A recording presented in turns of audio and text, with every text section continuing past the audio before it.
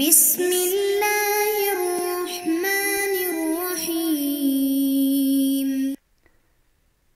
اعوذ باللہ من الشیطان الرجیم، بسم اللہ الرحمن الرحیم،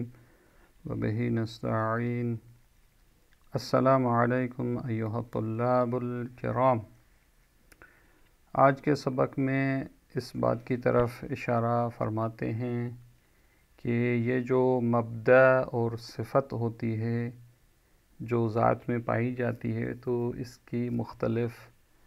انواع و اقسام ہوتی ہیں۔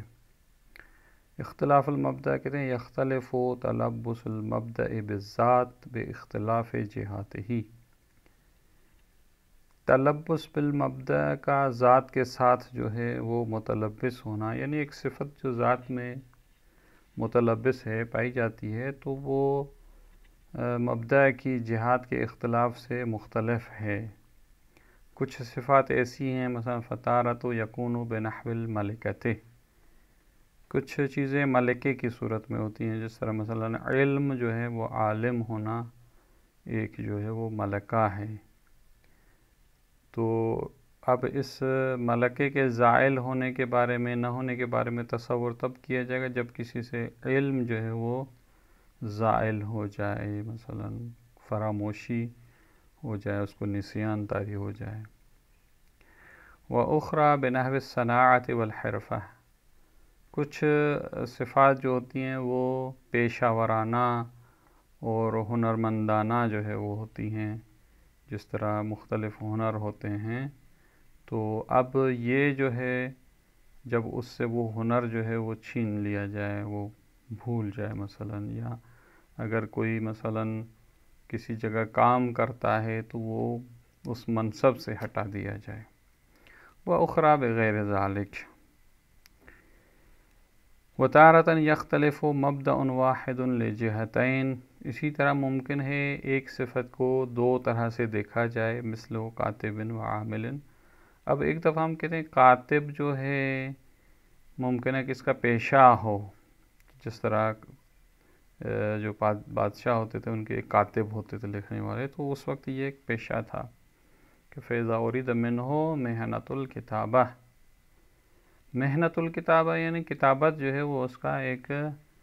پیشہ تصور کیا جائے، تو اس صورت میں جو ہے وہ صدق التلبس بالحال وَلَوْ لَمْ يَكُنْ حَالًا مَشْغُولًا بِالْكِتَابَةِ الْفِعْلِيَّةِ۔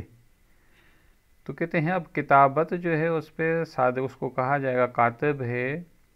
اور یہ تلبس بالحال اس پہ صادق آتا ہے، وَلَوْ وہ ابھی لکھ نہیں رہا، مثلا کھانا کھا رہا ہے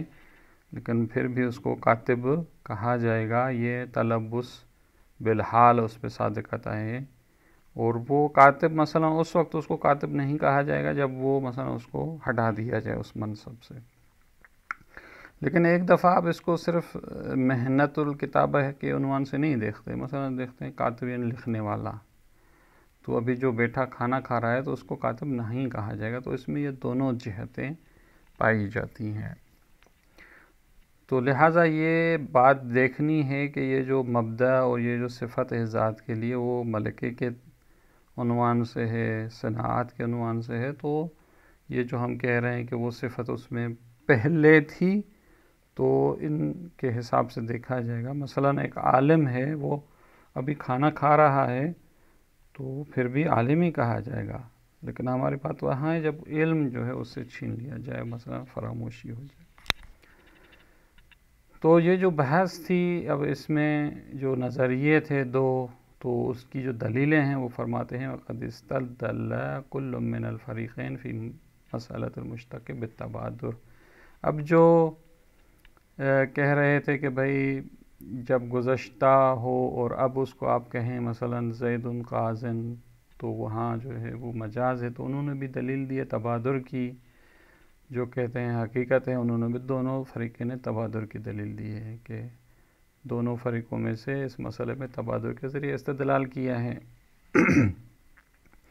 اب تبادر کی توضیح کس طرح ہے؟ مثلا فقال الفریق الاول، پہلے نظریے والے کہتے ہیں ان المتبادر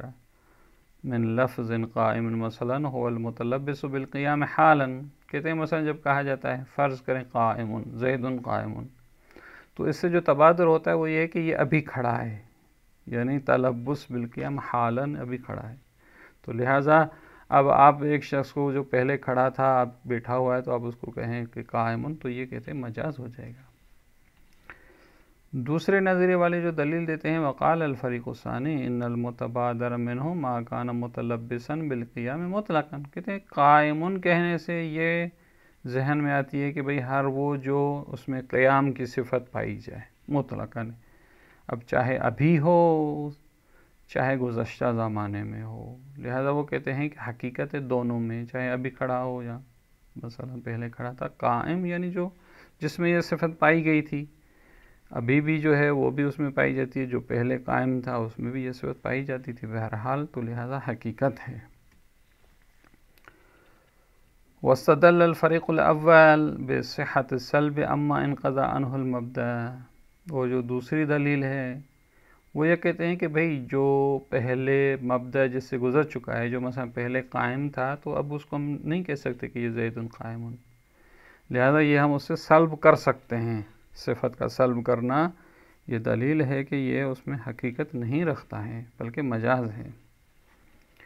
دوسرا فریق جو کہتا ہے والفریق الثانی بعدم صحت السلب، وہ کہتا ہے کہ نہ، جو پہلے کھڑا تھا ہم اس کو نہیں کہہ سکتے کہ وہ قائم نہیں ہے، کیونکہ پہلے بالآخر قائم تھا، تو لہٰذا ہم اس کو نہیں کہہ سکتے کہ قائم نہیں ہے، بلکہ یہ سلب نہیں کیا جا سکتا. اور جو ہے ہمارے نظریے کے مطابق جو ہے یہ عام میں جو ہے وہ حقیقت ہے. اب صاحب کتاب کہتے ہیں کہ بھئی اصل مسئلہ یہ ہے کہ یہ جو بھی مشتقات کے استعمالات ہیں وہاں پہ قرائن دیکھنا پڑتے ہیں کہ قرائن کیا کہتے ہیں. کہ والذی یقرب مخترنا ہو، جس نظریے کو ہم نے اختیار کیا تھا کہ وہی وہ عام کے قائل ہوئے تھے صاحب کتاب بھی، تو کہتے ہیں اذا استقرنا موارد استعمالات المشتق، جتنے بھی استعمالات مشتق ہیں جب ان کو دیکھتے ہیں، بررسی کرتے ہیں، جستجو کرتے ہیں، تو نرا اکثرها حتی بعد ما استشهد به الفریقان محتفا بقرائن، کہتے ہیں دیکھتے ہیں کہ اکثر وہ موارد جو ہے وہ قرائن کے ساتھ ملے ہوئے ہیں، حتیٰ کہ دونوں فریقین کے علماء نے بھی اس بات کی گواہی دی ہے کہ بھئی اکثر جگہ پر مشتق کے ساتھ قرائن ہوتے ہیں، حالیتاً و مقالیتاً، وہ قرائن حالیہ یا مقالیہ ہوتے ہیں. کہ تدل علی المراد، جو پتہ چلتا ہے کہ یہاں مراد صحیح ہے، یعنی جو گزشتہ زمانے میں تھا یا اب جو ہے متلبس بالحال ہے. لہذا جب قرائن ہیں تو فلا موضع فیہا اذن للتبادر، تو لہذا تبادر کی یہاں پہ کوئی گنجائش نہیں ہے. یہ جو دلیل تبادر کی لائے تھے، تبادر وہاں ہوتا ہے جہاں کوئی قرائن نہ ہو، جب قرینہ ہے تو اسی کو لیا جائے گا. تو اکثر موارد اس طرح ہیں. وَأَمَّا الْقَلِيلُ مِنْهَا، اب باقی جو تھوڑے بہت سارے موارد ہیں کہ الَّذِي لَيْسَ فِيهَا أَيُّ قَرِينَةٍ، جہاں کوئی بھی قرینہ نہیں ہے، تو وہاں دونوں احتمال دیے جا سکتے ہیں. فَنَرَاهَا مُحْتَمِلَةً لِوَجْهَيْنِ، ہم دیکھتے ہیں کہ وہاں دونوں وجہیں ہو سکتی ہیں، ممکن ہے تلبس بالمبدأ فی الحال ہو یا گزشتہ کے لیے ہو. لذلك يحسن استفهام المخاطب ان المراد أي الفرضين من معنى المشتق، لہذا اب چونکہ دونوں احتمالات ہیں تو جو مخاطب ہے وہ سوال کر سکتا ہے، اور اس کا سوال کرنا اچھا ہے کہ بھئی ان سے پوچھے کہ آپ اس کی مشتق کی مراد کون سی ہے، کہ ابھی جو مشغول ہیں یا مثلا جو پہلے تھے، کون سی مراد ہے آپ کی.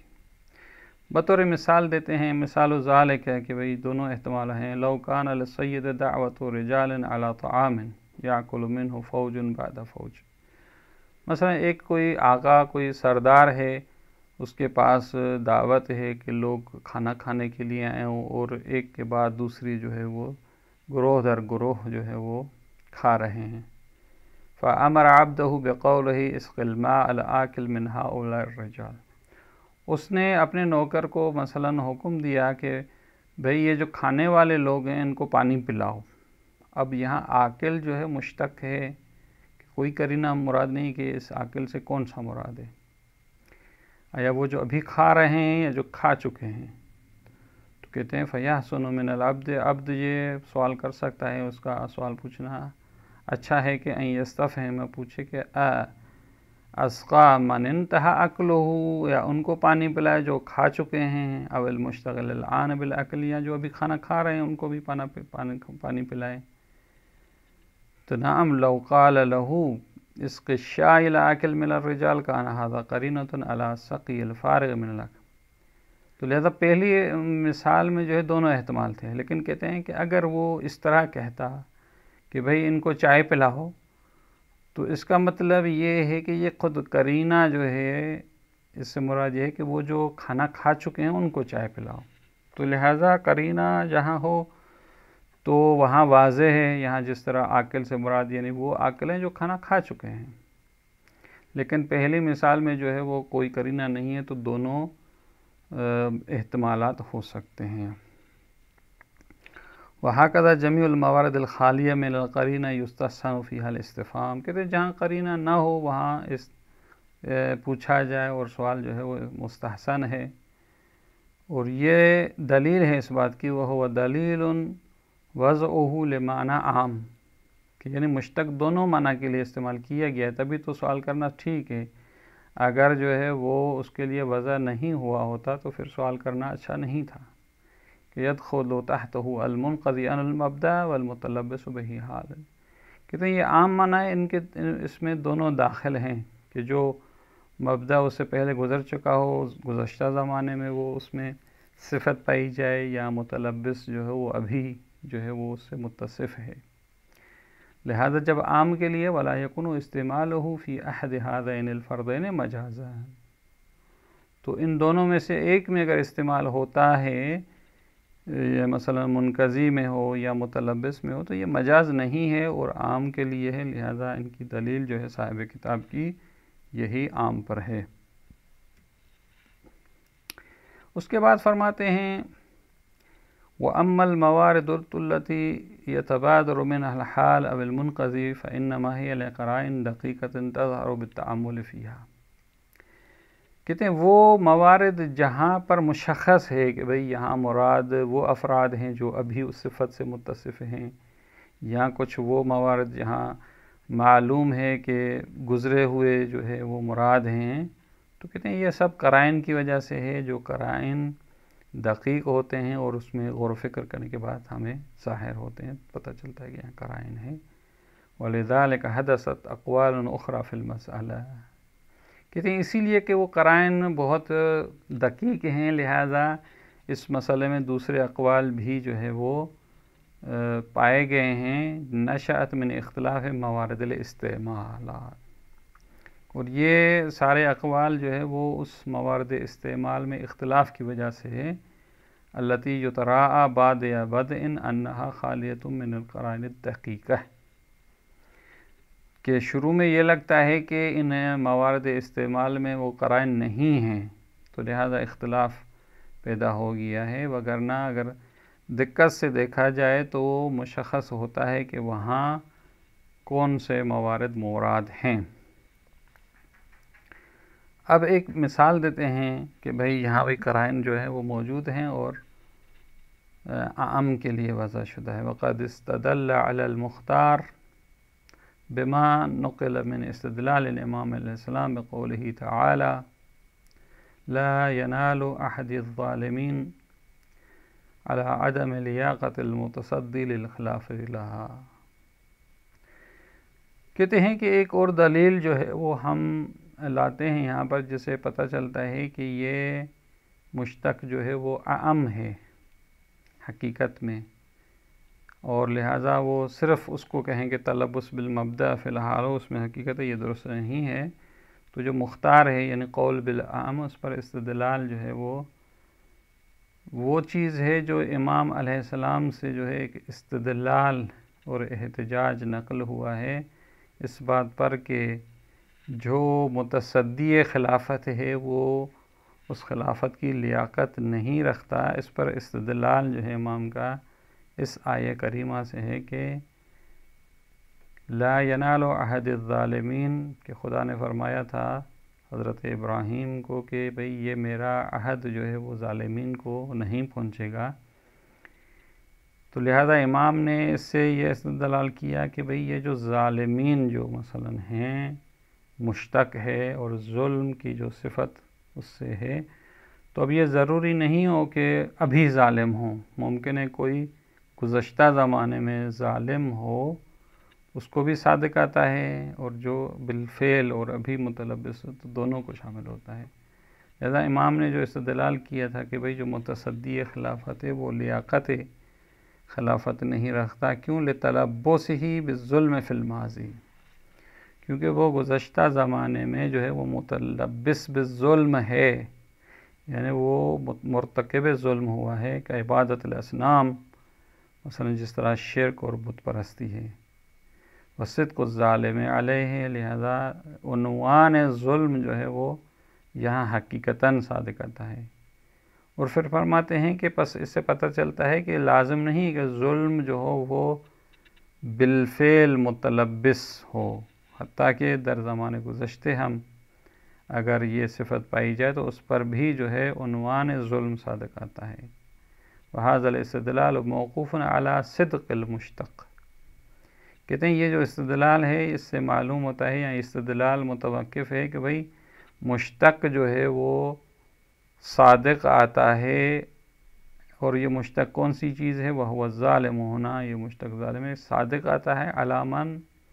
علامہ انقضى عنہ المبدأ ایضاً، جس سے ابھی ظالم نہیں ہے لیکن گزشتہ زمانے میں جو ہے وہ اس پہ عنوان ظلم صادق آئے، تو یہ حقیقتاً جو ہے وہ صادق آتا ہے، لا مجازن، نہ یہ کہ ہم کہیں کہ بھئی اب اس کو مجازن ظالم کہا جا رہا ہے نا، کیونکہ اگر مجازن ہو تو پھر یہ استدلال درست نہیں ہوگا۔ لأنه ليس في الآية قرينة على أن المراد خصوص من قضى عنه، کیونکہ آیت میں بھی کوئی قرینہ نہیں ہے کہ بھئی یہاں مراد جو ہے وہ فقط وہ ظالم ہے جو گزشتہ زمانے میں ہو، کہ مثلا اب ہم کہیں کہ اب جو ظالم ہے اس کے لیے فرض کریں مجاز ہے، ہاں دونوں کو لیے استعمال کیا جا سکتا، کہ کوئی قرینہ نہیں ہے کہ فقط خصوص ہے وہ مراد ہے جو مثلا اس صفت سے زمانے گزشتہ میں متلبس تھا، کہ حتی یحتمل ان یکون الاستعمال مجازا، کہ ہم یہ نتیجے میں کہیں کہ بھئی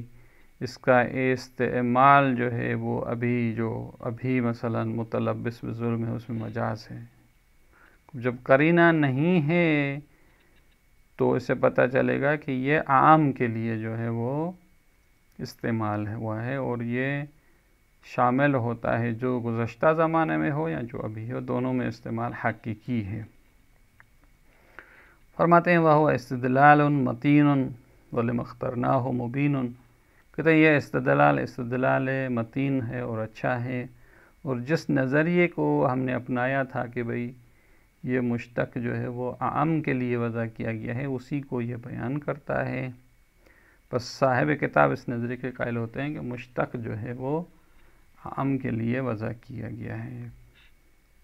اب یہاں تک یہ مباحث اولیہ جو 4 گانا تھے وہ ختم ہو جاتے ہیں۔ اب اس کے بعد جو ہے وہ اس کتاب کی اصلی مباحث شروع ہوں گے، انشاءاللہ ان کو اگلے اسباق میں جو ہے وہ گفتگو کریں گے۔ والسلام علیکم ورحمۃ اللہ وبرکاتہ۔